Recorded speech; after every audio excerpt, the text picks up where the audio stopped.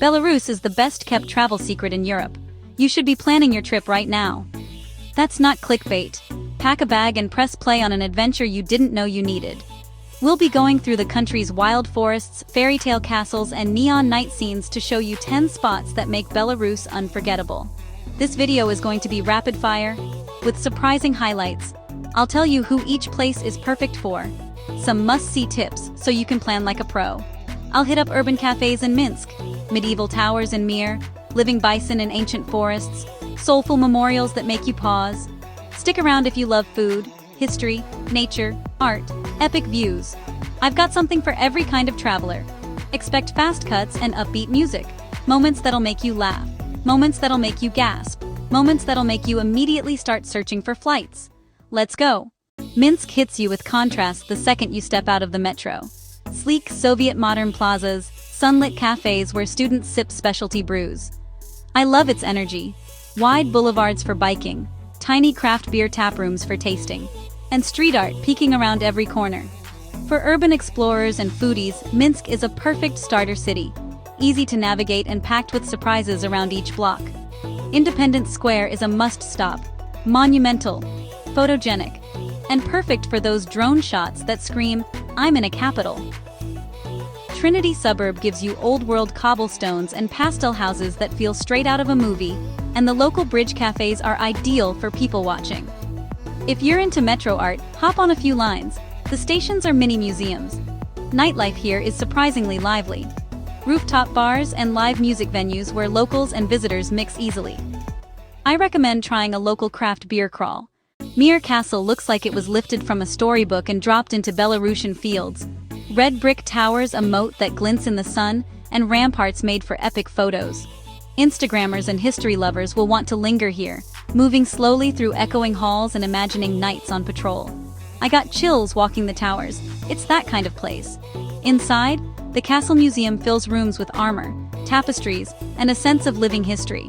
Don't skip the interior halls where details pop in every cornice and window. The courtyard is perfect for dramatic portrait shots, slow-motion running shots that look cinematic in any feed. For photographers, golden hour around the moat is non-negotiable. Climb up the ramparts for sweeping countryside views. It's peaceful and oddly cinematic, like the horizon is putting on a show just for you. If you time it right, local guides will spin stories that make the castle sing. They know the legends and will point out hidden features. Quick tip: pair Mir with Nesvizh on a day trip to double your castle quota. Bring comfortable shoes, those staircases demand it, and a sense of wonder. Nesvizh Castle is all opulence. Think gilded rooms, painted ceilings, and landscaped gardens that invite a slow stroll. This palace is UNESCO listed for a reason. It feels like walking through European aristocratic history, and the scale is jaw-dropping. Culture seekers and romantics will fall hard for its ambiance. The palace rooms are theatrical, salons full of portraits, chandeliers that glitter like constellations, and staterooms arranged with meticulous care. Guided tours are gold here. They unpack centuries of family histories, art collections, and restoration stories that bring the rooms to life. I recommend the audio guide to catch details you'd otherwise miss. Outside, the park is a retreat. Winding paths, serene ponds, and sculpted hedges that make for postcard-perfect scenes. Paddle boats and shaded benches make it a slow travel dream where you can linger for hours. Capture the facade framed by old trees for a classic postcard shot. Brest Hero Fortress is a heavy, humbling stop. It's not just a monument, a narrative carved in stone about sacrifice and resilience. History buffs and reflective travelers, allocate time here, feel the weight of the past and learn. You'll walk the grounds in silence and leave changed.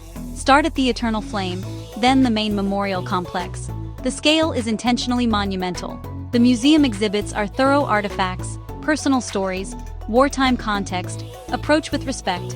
Read plaques, listen to guides, sculptures, defensive ruins, visuals that demand quiet and contemplation. Bring a notepad. History packed into every display. Tune into the audio exhibits, personal narratives that hit hard. Belovezhskaya Pushcha is ancient in a way that feels raw. Trees that predate modern borders, mossy carpets, and the slow, royal lumber of European bison. Nature lovers and families will find magic here. Guided bison tours, kid-friendly trails, and a visitor center loaded with info. I felt like I'd stepped into Jurassic Park, but in a calm, green way. The bison watching tours are the headline act. Seeing these massive animals in semi-wild conditions is unforgettable. Bring a zoom lens and patience. The best sightings reward the quiet. Trails snake through varied habitats. Riverine groves, marshes, and dense old-growth forest, where sunlight slices through branches. At the visitor center, exhibits explain conservation work and the forest's ecosystem. It's a chance to learn while you wander. I recommend a ranger-led walk if schedules align. They point out rare flora bird species and centuries-old living landmarks. Grodno sneaks up on you with charm, Baroque churches, pastel facades, and a riverside that invites slow afternoons. Architecture fans and slow travelers will love wandering its tiny streets, popping into markets, and lingering at cozy cafes. I spent an afternoon just following my feet and finding little treasures. The St. Francis Xavier Cathedral is a stunner. Baroque flourishes, ornate altars, and a calm interior that contrasts with the bustling square outside. Riverside strolls give you postcard views and a perfect spot for people watching. Local markets sell homemade snacks and crafts, ideal for tasting regional treats. Grodno's vibe is relaxed. It's a place to roam without an agenda and stumble on authentic moments. Take time to chat with shopkeepers and sample local pastries. You'll get stories and recommendations you won't find in guidebooks. I love towns that encourage exploration rather than checklist sightseeing. Quick tip: catch golden hour by the river or climb a nearby hill for a panoramic view. Vitebsk is art-forward and alive, birthplace of Marc Chagall, museums, murals, an arts festival scene that radiates color. Art lovers, mark this city down for cultural immersion and visual overload in the best way. Festival goers, mark this city down for cultural immersion and visual overload in the best way. I felt energized walking between galleries and street murals. Start at the Chagall Museum for context. Let the city be your gallery. Public art on walls, squares hosting performances, music spilling into cafes during festival season. The Slaviansky Bazaar brings musicians and visual artists together in a party that's both local and international. Plan your visit around it if you can.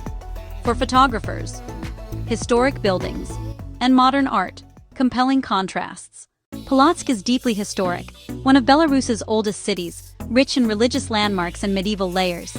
History and pilgrimage visitors will appreciate its depth: cathedrals, old monasteries, museums stacked with stories. I walked its riverbanks thinking about how many generations had done the same. St. Sophia Cathedral is the anchor and architectural jewel, icons, frescoes that transport you back centuries. Nearby museums map the city's evolution and house artifacts that give texture to the skyline. The river views add a scenic counterpoint, calm water reflecting church spires. Polotsk rewards slow, thoughtful wandering. Small chapels peek into local exhibits and find benches that look out over the river where time seems gentler. It's a place to read plaques and absorb layers of history rather than rush. I loved the quiet dignity of the streets. Braslav Lakes is summer happiness distilled. Glass-clear water, sandy coves, endless options for boating, hiking, camping, active travelers and campers, outdoor freedom, paddleboards at dawn, lakeside bonfires at dusk, trails to secret viewpoints. Spend a weekend here and you'll feel recharged. Boat rides across crystalline lakes, islands, reed beds, birds that will make your camera sing. Hikes link lookout points, picnic spots to pause. Inhale some serious clean air. Shallow warm bays for swimmers, perfect for long dips and floating away. Sunset. Here is a ceremony. The sky melts into color, and the lakes mirror it perfectly. Bring a tripod or your phone for time lapses. Camping options, basic to glamping.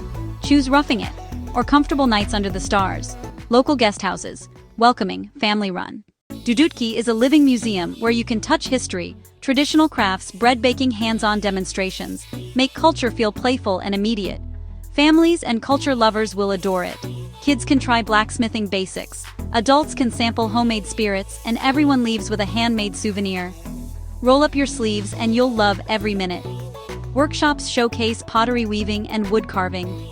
Artisans explain techniques passed down through generations.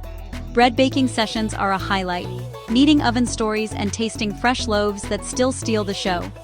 Watching craftsmen at work makes souvenir shopping feel meaningful. There's also food, hearty, local, and satisfying. Try traditional dishes and pair them with regional beverages.